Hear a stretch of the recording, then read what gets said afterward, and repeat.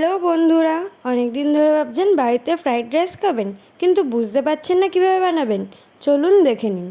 প্রথমে গাজর, বিনস আর ক্যাপসিকাম ছোটো ছোটো করে কেটে নেবেন।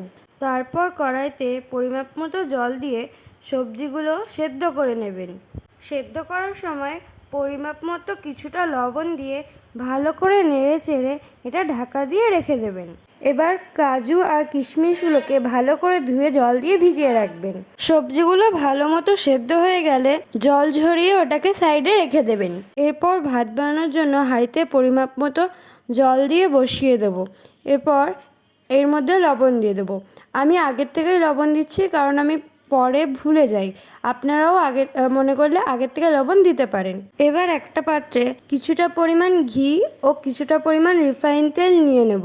আমি সাধারণত দুটো মিশিয়ে করি, আপনারা চাইলে পুরো রেসিপিটা ঘিয়েই করতে পারেন। তেল আর ঘিটা গরম হয়ে গেলে এর মধ্যে গোটা গরম মশলা, তেজপাতা, জায়ফল আর একটা স্টার দিয়ে দেবো। স্টার আর জায়ফলটা অপশনাল, আপনারা চাইলেও দিতে পারেন, আবার নাও দিতে পারেন।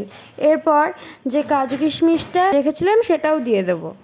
এরপর সেদ্ধ সবজিগুলো দিয়ে ভালো করে নেড়েচেড়ে এগুলোকে ভাজা ভাজা করে নেব। এরপর এর মধ্যে কিছুটা পরিমাণ চিনি দিয়ে আবারও ভালো করে নেড়েচেড়ে এটাকে ঢাকা দিয়ে সাইডে রেখে দেবো। এবার ভাতের জন্য জলটা গরম হয়ে আসলে একে একে চালটা ছেড়ে দেব।